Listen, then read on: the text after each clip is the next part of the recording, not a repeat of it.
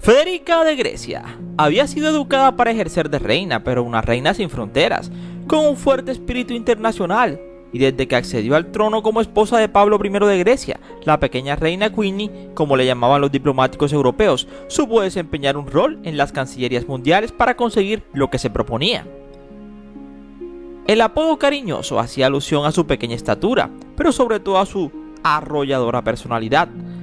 Tras el segundo insuceso bélico mundial y el regreso a Grecia del exilio con su familia, desarrolló un compromiso muy activo con el trabajo social, sobre todo una vez que se convirtió en reina, y trabajó para reconstruir una Grecia en ruinas, lo que le valió el respeto de sus súbditos y de numerosos mandatarios de la época. Pero Federica, a la que su familia llamaba Fredie, causó cierto malestar desde el principio. Una vez que se prometió con el entonces príncipe Pablo de Grecia, era de sangre alemana y británica, bisnieta de la reina Victoria de Inglaterra y nieta del Kaiser Guillermo II. Su madre, la princesa Victoria Luisa de Prusia, era la única hija del Kaiser y de la princesa Victoria de Holstein. Había nacido el 18 de abril de 1917 y había sido bautizada con los nombres de Federica Luisa Tira, Victoria Margarita Sofía Olga, en el castillo de Blankenburg, en lo que entonces era el Imperio Alemán. Así que era princesa del Reino Unido e Irlanda y de Dinamarca también. Además de princesa de Hannover, por su padre, Ernesto Augusto, príncipe de Hannover y duque de Brunswick. Federica era la única chica de 4 hermanos: Ernesto, heredero del ducado de Brunswick, Jorge, Christian y Guelfo.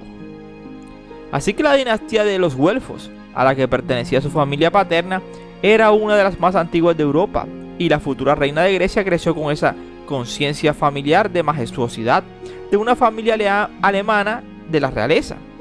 Además, el hecho de ser la única niña entre hermanos la obligó a buscar por un sitio, lo que forjó en ella un carácter decidido y resistente. Los primeros años los pasó entre la casa familiar de Numden, en Austria, donde la familia se exilió tras abdicar su padre después de la Primera Guerra Mundial, y el castillo de Blankenburg, donde había nacido. Fue una niña solitaria, a la que la fascinaban los animales y la naturaleza. Su pasión era su pony Purcell. Así que en ese ambiente de orgullo nobiliario, el ascenso poco a poco de doctrinas políticas que atrajeron numerosas familias de la realeza alemana, y otras se vieron arrastradas por circunstancias. Federica todavía era una niña, se inscribió en cierto grupo político de la época, algo que siempre provocó desconfianza hacia ella. En una de sus biografías explica que los nobles alemanes no tenían otra opción. Pero lo más importante de su historia no fue sus doctrinas políticas, sino cómo conoció a Pablo.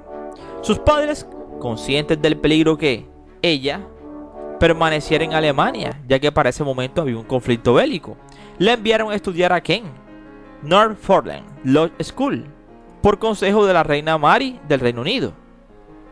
Sus vínculos con su familia británica eran muy fuertes. Fue poco después cuando coincidió por primera vez con su futuro marido, el príncipe Pablo de Grecia, primo hermano de su madre. En 1927, ella tenía entonces solo 10 años, pero aquel encuentro la marcó para siempre.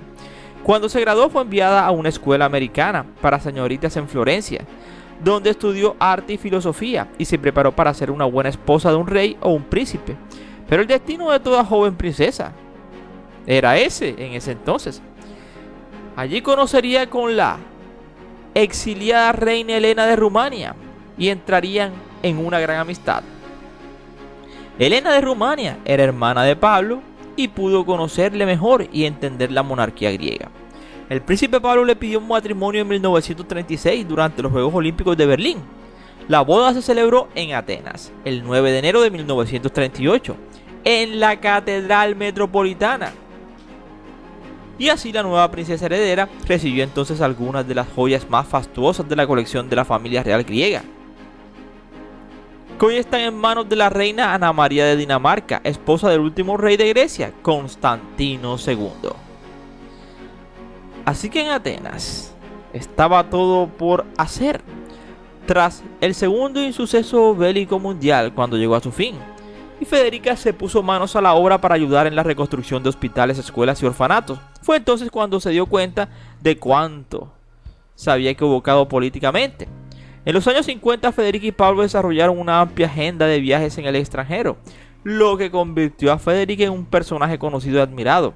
Era muy resolutiva, pero en ocasiones actuaba por cuenta propia, lo que causó más de un conflicto. Sin embargo, las polémicas que acompañaron a la reina de Grecia no tienen nada que ver solamente con sus tempranos vínculos políticos, sino con su rechazo visceral de otras doctrinas políticas. En los años 50 afirmó que el comunismo era un peligro para el mundo, lo que le valió la etiqueta de profundamente anti eso. Con los años fue acusada también de permitir una monarquía suntuosa en medio de una grave crisis económica en los años 60, con la celebración de dos grandes bodas, la de Sofía y la del Constantino, su hijo, y de interferir políticamente durante su reinado en el legislativo griego. Pero sería sobre todo durante el reinado de su hijo Constantino, que acabó con un golpe militar en el 67, y luego fueron exiliados toda la familia real griega. Federica se fue a Roma y luego a la India, y allí estudió filosofía. Su influencia en sus hijas Sofía e Irene, especialmente en Sofía, fue muy importante. De ella aprendió a enfrentarse a todas las dificultades, a no bajar la guardia y a ser leal a la monarquía. El matrimonio de Sofía y Juan Carlos la llenó de alegría, aunque sabía que la familia tendría que afrontar el cambio de religión de la joven princesa.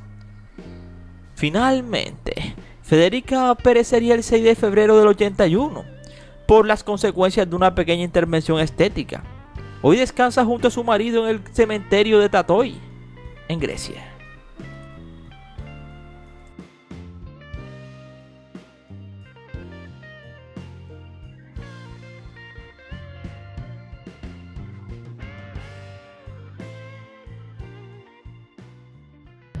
Así que si quieres saber un poco más, te invito a que te sientes, a que te relajes y que disfrutes del siguiente video.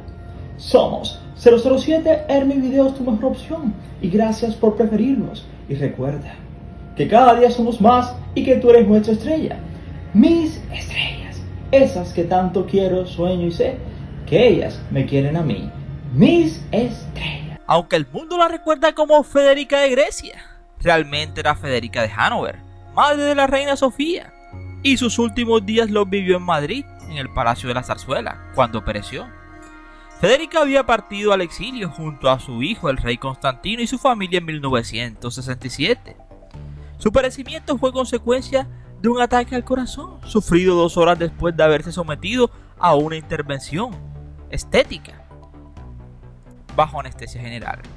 Así que ahora el mundo recuerda a Federica, nacida en Blankenburg, Alemania, un 18 de abril de 1917, hija del príncipe Ernesto Augusto III, duque de Brunswick, y de la princesa Victoria Luisa de Prusia.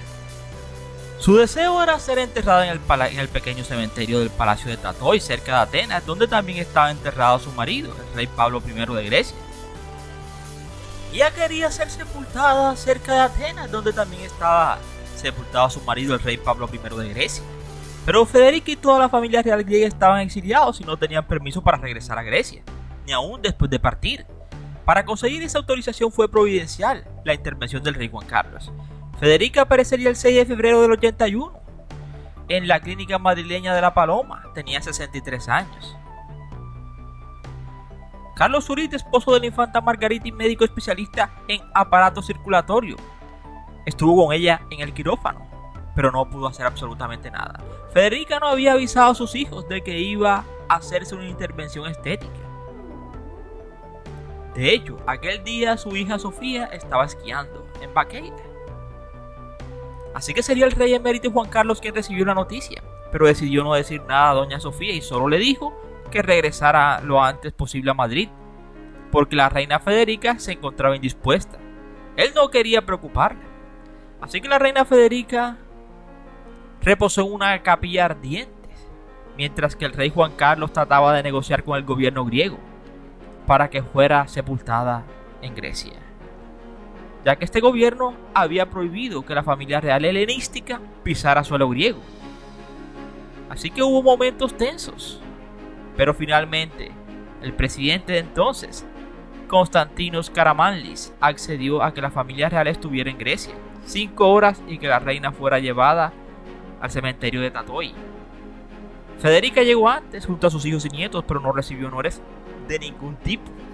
Sus hijas y su nuera iban rigurosamente enlutadas, cubiertas por un velo. El rey Constantino se arrodilló al bajar al avión y besó el suelo griego. El rey Juan Carlos aterrizó en un segundo avión y se recibió honores porque era el jefe de Estado español, y el primer ministro griego acudió a recibirle. El funeral se celebró en el mismo cementerio. Sus hijos y sus nietos se arrodillaron ante la tumba. Entre los asistentes estaban la reina Juliana de Holanda, Felipe de Edimburgo, marido de la reina Isabel y sobrino de Federica, el rey consorte de Dinamarca, y los príncipes de Liechtenstein. Doña Sofía lloró desconsoladamente en aquel entonces. Y ese fue el fin de Federica, la madre problemática de Sofía de Grecia.